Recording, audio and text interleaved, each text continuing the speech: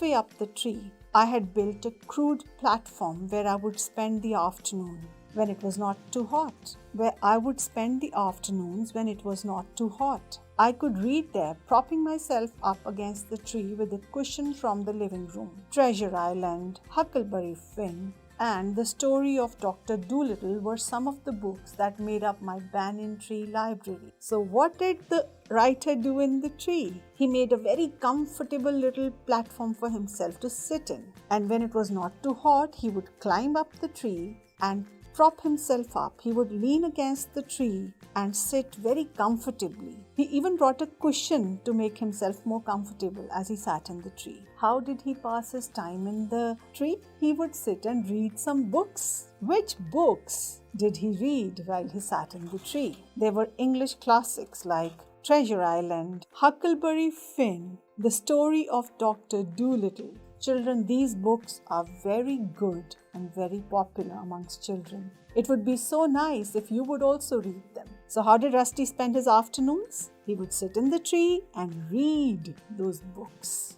When I did not feel like reading, I could look down through the leaves at the world below. So that's another thing he did. When he had had enough of reading, when he did not feel like reading, what would he do? He would spy on whatever was going on under the tree. He would look at the world below the tree. He doesn't say the place below, he says the world below. This means that there was a lot of activity going on there. There were a lot of creatures in that area. So it became a world in itself for him. And on one particular afternoon, I had a grandstand view of that classic of the Indian wilds. A fight between a mongoose and a cobra. So children, a grandstand view means a clear view from the best position. A grandstand is a large covered space with rows of seats for people to watch sports. But here, he calls it the grandstand view mainly because he gets a very clear view. He had a very good position to watch that fight between the mongoose and the cobra. Ruskin says the tree was older than his grandfather. This would mean that the tree was more than 65 years old. Then he says it was as old as Dehradun itself. Dehradun is more than 300 years old. So the tree was perhaps more than 300 years old too. Let's have a quiz now. I'll ask you some questions and give you 4 options for each answer. You will choose the correct answer. According to Ruskin, the tree was, the options are 10 years old, 60 years old, 30 years old, or more than 300 years old. More than 300 years old. That's the correct answer. Good. The tree belonged to Ruskin because it was in his house. His name was written on it. He could climb it. His grandfather said it was Ruskin's tree. He could climb it. That's correct. The grandfather could no longer climb the tree because the tree was too tall. The tree did not have any low branches. He had forgotten how to climb a tree. He was old. He was old. That's the correct answer. Ruskin spent his afternoons in the tree by reading books, by looking at the world below, both options 1 and 2, or none of the above. Both options 1 and 2. That's right. He would read the books and he would also enjoy looking at the world below. The season in which the banyan tree became the noisiest place in the garden was spring, summer, autumn, winter. Spring. That's the correct answer. Well done.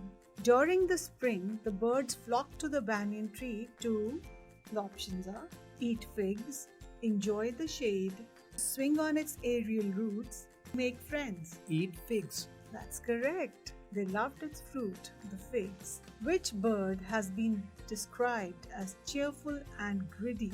The options are parrot, bulbul, myna, crow. Bulbul. That's the correct answer. The squirrel became very friendly with Ruskin because he did not carry a catapult or a gun. He fed him cake, he fed him biscuits, or all of the above. All of the above.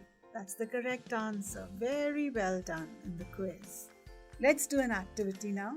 We will read a paragraph, and in that paragraph we will find some words which are generally associated with trees. But here they have been used differently. So I would like you to read this paragraph with me.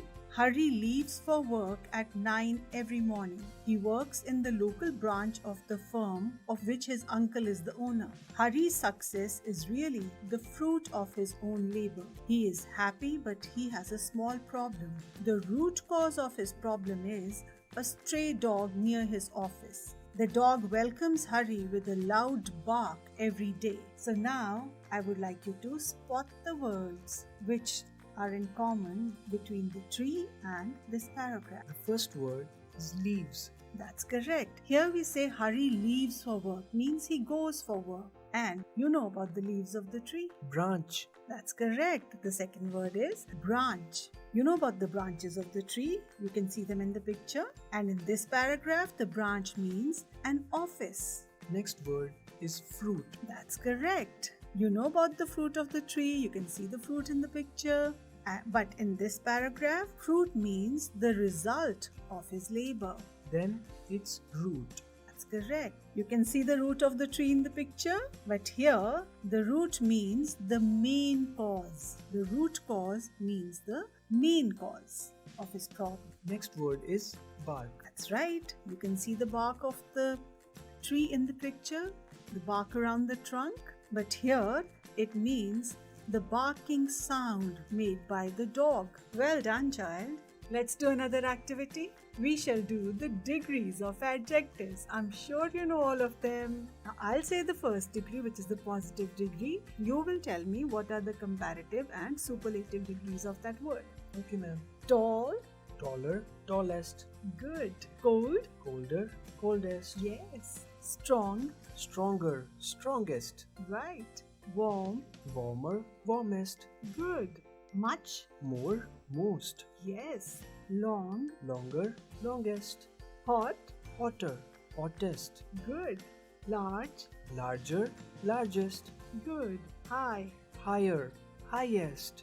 Yes. Smart. Smarter, smartest. That's very good. And you are a smart boy. You got all the answers right. Now that you know the degrees of adjectives, let's see how we use them in sentences. We use the comparative degree when we compare two things. If one thing is more or less than the other, we will use the second degree, the comparative degree. As an example, we see the tree was older than grandfather. Now the grandfather was 65 years old. The tree was older than him. It could be 70, 75, 80 or whatever. But yes, it was older than him. Another example is that the tree was as old as Dehradun itself. Now, what we see is that the tree and Dehradun were of the same age. So here we use as old as. I would like you to make your own sentences. We will show you the pictures and you will give us the sentences. All right? Yes, ma'am. Now you will see the pictures and make the sentences taking the help of the words given in the box. So in the first set, we see the pictures of Zeba being 155 centimeters tall, Ruby being 150 centimeters tall, and Rani being 155 centimeters tall. I would like you to make two sentences. The first one will be Rani is as tall as Zeba. Good. And the second one could be they are both taller than Ruby. That is right. So when we use as, we use the first degree, the positive degree, as tall as Zeba. And when they are both taller than the other, then you use the second degree. In this picture, I would like you to make sentences again. Vijay can lift the weight 50 kgs. Akshay can lift 50 kgs too. And Anwar can lift 65 kgs. Akshay is as strong as Vijay. That's right. Anwar is stronger than both Vijay and Akshay. Very well done. So since Vijay and Akshay can carry the same amount of weight, they are as strong as each other. Very good. Now I would like you to see this picture and make two sentences keeping in mind the temperatures of these cities. Shimla has 6 degrees temperature. Gangtok's temperature is 6 degrees too. Srinagar's temperature is 2 degrees. Gangtok is as cold as Shimla. Srinagar is colder than both Shimla and Gangtok. Very good. Shimla and Gangtok being the same, we will say Gangtok is as cold as Shimla. And Srinagar is colder than both others. Very good. In this picture, you can see 3 pencils. Romi's pencil is 3 inches long, Mona's pencil is 5 inches long, and Raja's pencil is 3 inches long too. So, I would like you to make 2 sentences. Mona's pencil is longer than both Romi's and Raja's pencils. Raja's pencil is as long as Romi's pencil. Very good. Well done. Now, we can see the temperature of these 3 cities here. The temperature of Delhi is 43 degrees. The temperature of Chennai is 39 degrees. The temperature of Nagpur is also 43 degrees. Delhi and Nagpur are both hotter than Chennai. Okay, that's right. Nagpur is as hot as Delhi. Very good. Well done. That is superb. Superlative adjectives are used to describe an object which is at the upper or lower limit of a quality. For example, these are the tallest, the smallest, the fastest, the highest. They are used in sentences when a subject is compared to 3 or more objects. Now I would like you to use the superlative degree in these sentences. Banyan is the dash tree in India. The word is large. Banyan is the largest tree in India. Very good. June is the dash month of the year. The word is hot. June is the hottest month of the year. Very good. December and January are the dash months of the year. The word is cold. December and January are the coldest months of the year. Good. Mount Everest is the dash mountain on the earth. The word is high. Mount Everest is the highest mountain on the earth. Very good. A peacock is the dash colorful bird. The word is much. A peacock is the most colorful bird. Very good. You are the dash child in third class. The word is smart. You are the smartest child in the class. Good. And you are the dash child in third class. The word is kind. You are the kindest child in the class. Very good. Well done. I hope you enjoyed the first session of the lesson, The Banyan Tree by Ruskin Bond.